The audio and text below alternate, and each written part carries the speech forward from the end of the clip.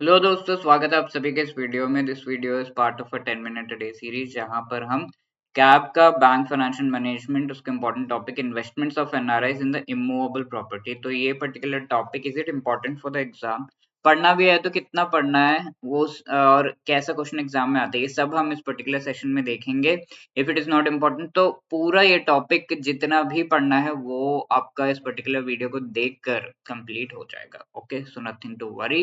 And let me remind you, अगर आप JIB exam की प्रिपरेशन कर रहे हैं, सीआईबी एग्जाम की प्रिपरेशन कर रहे हैं, तो आपको प्रीवियस ईयर्स का जो ट्रेंड है वो पता होना चाहिए। तो इन्हीं से रिलेटेड बढ़िया पीडीएफ्स हमने अपने सारे वीडियोस के डिस्क्रिप्शन में जो लिंक है उसके थ्रू प्रोवाइड कर रहे हैं। तो you can click on the link given in the description. CIB exam का most important topics, most important MCQs and the previous year questions, everything you can download. Okay, so इस सेशन में हम discuss कर रहे हैं फैसिलिटीज टू एनआरआई, और उसमें चौथा part that is immovable property में क्या एनआरआई इन्वेस्ट कर सकते हैं। यानी कि एनआरआई पीआईओ परमिटेड है किसी भी प्रॉपर्टी इंडिया में जो है इन्वेस्ट करने के लिए, बट फ्यू रेस्ट्रिक्शंस के एग्रीकल्चर, प्लांटेशन, फार्म हाउस इनमें इन्वेस्ट नहीं कर सकता, या फिर किसी पीआईओ रेजिडेंट या नॉन रेजिडेंट को ट्रांसफर जो है इस पर्टिकुलर प्रॉपर्टी को नहीं कर सकता ऐसा। तो दे कैन इन्वेस्ट। फंड्स कहाँ से आएंगे इन्वेस्टमेंट के? इंडिया के बाहर से लेकर आ सकते हैं इनवर्ड रेमिटेंस, या नॉन रेजिडेंट रुपी अकाउंट और फॉरेन करेंसी अकाउंट वगैरह में जो पैसे हैं उनको भी यूज कर सकते हैं, या फिर नॉन रेजिडेंट या रेजिडेंट इनहेरिटेंस कुछ के थ्रू, या फिर ये लोग गिफ्ट दे रहे हैं तो वो भी एक्सेप्ट कर सकते हैं उस प्रॉपर्टी को, रेजिडेंट या नॉन रेजिडेंट कोई भी। या फिर नॉन रेजिडेंट से इनहेरिटेंस में जो आपको प्रॉपर्टी मिल रही है वो भी आप जो है ले सकते हैं इन इंडियन टेरिटरी। और जो भी इस तरीके से आप प्रॉपर्टी एक्सेप्ट करेंगे और you will be taking it, उसका सेल करने के बाद जो प्रोसीड्स आ रहे हैं उससे रिलेटेड क्या प्रोविजंस है ये अलाउ किया जा रहा है, वो सेल के बाद प्रोसीड्स आप रख सकते हैं। Property acquired in accordance with foreign exchange laws और sale proceeds forex bought in India. ठीक है, सेल प्रोसीड्स इतना अमाउंट होने चाहिए, not more than forex bought in to buy that. ठीक है, तो उसको खरीदने के लिए जितना आपने फॉरेन करेंसी बाय किया है उससे ज्यादा अमाउंट आप इंडिया से बाहर नहीं ले जा सकते। लेट अस से 1 करोड़ डॉलर्स में आपने कोई प्रॉपर्टी खरीदी है इंडिया में, तो इंडिया से बाहर 1 करोड़ डॉलर से ज्यादा आप नहीं ले जा सकते। ठीक है, even though you might have gain profit, India में बाकी प्रॉफिट यूज करो, बाकी पैसा ले जाओ। अब जो सेल किया जा रहा है उसमें रेजिडेंशियल एंड कमर्शियल प्रॉपर्टी के अलग अलग नॉर्म्स एंड रूल्स है। So let us have a look. Residential property अगर हम देखें तो रेस्ट्रिक्शंस है इसमें रेजिडेंशियल प्रॉपर्टी में। I hope you know residential property जहां पर रेसिडेंस है, commercial properties where the NRI might be doing the business. तो रेस्ट्रिक्टेड है कि 2 प्रॉपर्टी से ज्यादा एक बार में सेल करके आप इंडिया से बाहर नहीं जा सकते।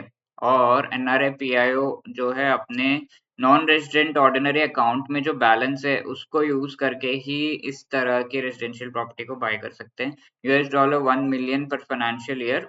कोई भी लॉक इन पीरियड यहाँ पर नहीं है न्यू प्रॉपर्टीज के लिए, बट 10 years का लॉक इन पीरियड है for money in the NRO account, and up to $1 million तक का जो है आपका लॉक इन पीरियड है। Acquired before living India, India छोड़ने से पहले जो भी प्रॉपर्टी एक्वायर की गई है उस पर लॉक इन पीरियड जरूर है 10 years का। ठीक है, इंडिया छोड़ने से पहले आपने एक्वायर कर रखा था, एनआरआई स्टेटस मिलने से पहले एक्वायर कर रखा था, उस पर आपका लॉक इन पीरियड बनता है। कमर्शियल प्रॉपर्टी की अगर हम बात करें तो आरबीआई के अप्रूवल की रिक्वायरमेंट है। अगर आप एक्वायर कर रहे हैं कोई प्रॉपर्टी अदर देन 5 years से कम का लीज अगर है तो जरूरत नहीं है, इससे ज्यादा का टाइम पीरियड है तो you have to take the permission from RBI. अगर आप Pakistan, Bangladesh, Sri Lanka, Afghanistan, China, Iran, Nepal, Bhutan, Macau, Hong Kong से कोई प्रॉपर्टी एक्वायर कर रहे हैं, किसी और कंट्री का है, तो you can acquire it openly and easily. अब कुछ और अदर जो इन्वेस्टमेंट फैसिलिटीज है विदाउट एनी लिमिट एनआरआईज को प्रोवाइड की जा रही है रिपैट्रिएशन बेसिस पर, यानी कि इंडिया से बाहर ले जा सकते हैं ऐसा money. Dated government securities, bonds, public sector undertakings के जो है, और पब्लिक सेक्टर एंटरप्राइजेस के शेयर्स वगैरह में इन्वेस्ट कर सकते हैं। और नॉन रिपैट्रिएशन बेसिस यानी कि इंडिया से बाहर जो पैसा नहीं ले जा सकते, डेटेड गवर्नमेंट सिक्योरिटीज, ट्रेजरी, कुछ ट्रेजरी बिल्स, म्यूचुअल फंड्स वगैरह, money market mutual funds and national plan saving certificate वगैरह का पैसा जो है जो इन्वेस्ट किया उन्होंने वो पैसा इंडिया से बाहर नहीं ले जा सकते। इस तरीके से ये इन्वेस्टमेंट्स कर सकते हैं। Okay, lock in period with respect to investments of non residents in residential property. अगर वो ऑलरेडी इंडिया छोड़ने से पहले जो प्रॉपर्टी ले रखी है उसका लॉक इन पीरियड कितना होगा, 3, 5, 10 या 15 years? You can let me know in the comment section. Non resident NRI can invest dash in the paid up capital of an Indian company. तो ये क्वेश्चन मैंने पिछले सेशन में पूछा था, तो what is the answer to it? NRI in a total 5% से ज्यादा जो इन्वेस्ट नहीं कर सकते, and NRS PIOs मिलाकर 10% से ज्यादा नहीं। And if you are preparing for the CAIB exam and want to clear it in one attempt, need guidance with that, तो you can go for a master course जिसमें आपको ABFM, BFM, ABM, BRBL चारों components जो compulsory इन components से related short recorded videos, concept classes के through, short notes, MCQs, chapter wise, full length mock test and live classes before the exam provide किए जा रहे हैं, so that you can revise really well and practice for the exam। तो CAIB 75 is the code which you can use so as to get 75% discount on this course। discount इससे ज्यादा हो सकता है। check out our website, link is given in the description। साथ के साथ live crash courses हमारे जो है वो भी अभी running है, तो you can avail that by clicking on the link given in the description। live classes के through आपको पढ़ाया जा रहा है यहाँ पर। and if you have any other queries you can call on this number or drop a mail at hello@edutab.co.in। wishing you all the best for your preparation। thank you so much।